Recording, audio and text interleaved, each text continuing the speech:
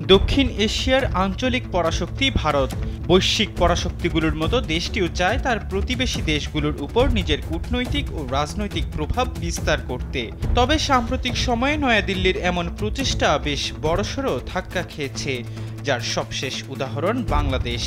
সাবেক স্বৈরাচারী প্রধানমন্ত্রী শেখ হাসিনার নেতৃত্বাধীন সরকারের মাধ্যমে ঢাকার উপর আধিপত্য বিস্তার করেছিল দেশটি। কিন্তু ছাত্র জনতার গণ অভ্যুত্থানে হাসিনা সরকারের পতন হওয়ার পর নিমিষেই শেষ হয়ে যায় সবকিছু।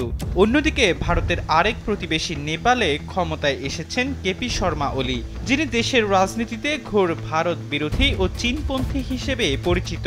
এলো ভিশন মুশকিল আসান অফার। যে কোনো ব্র্যান্ডের পুরনো ফ্রিজ নিয়ে চলে আসুন ভিশন শোরুমে আর নিয়ে যান নতুন ভিশন ফ্রিজ 20% পর্যন্ত ছাড়।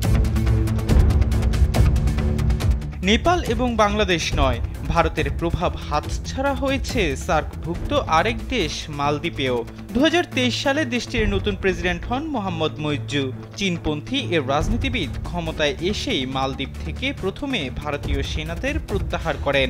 আন্তর্জাতিক পরিমণ্ডলে প্রভাব হারানো ছাড়াও ঘরের ভেতরও নানান সমস্যায় রয়েছে ভারত। মাত্র এক সপ্তাহ আগে দেশটির 7 সিস্টার্সের মণিপুর রাজ্যে অস্থিতিশীলতা দেখা দেয়। সেখানে হিন্দু ধর্মাবলম্বী মেইতে এবং খ্রিস্টান ধর্মাবলম্বী কুকিদের মধ্যে সংঘর্ষ শুরু হয়। এই সংঘর্ষে রকেট, ড্রোন সহ অত্যাধুনিক অস্ত্রের ব্যবহার দেখা যায়, যা চিন্তিত করে তোলে স্থানীয় প্রশাসনকে। মণিপুর নিয়ে যখন ভারতে উত্তেজনা চলছিল, তখন আবার খবর আসে তাদের অরুণাচল প্রদেশের 60 কিলোমিটার অভ্যন্তরে প্রবেশ করেছে চীনের সেনারা। এমনকি চীনারা সেখানে একটি ক্যাম্পও স্থাপন করেছে। এছাড়া জম্মু ও কাশ্মীরে স্বাধীনতাপন্থী সশস্ত্র গোষ্ঠীর সঙ্গে প্রায় ভারতীয় সেনাদের সংঘর্ষ হচ্ছে। এতে সেনাদের মৃত্যুর ঘটনাও ঘটছে।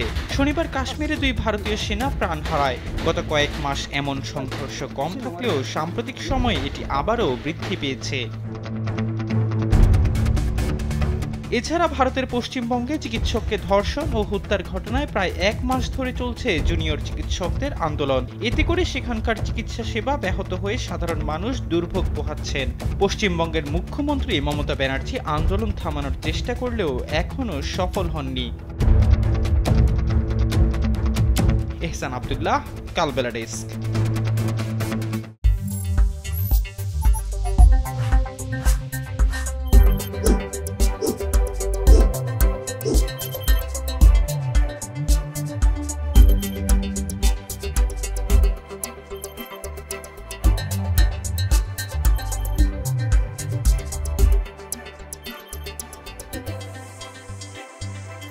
Thank you.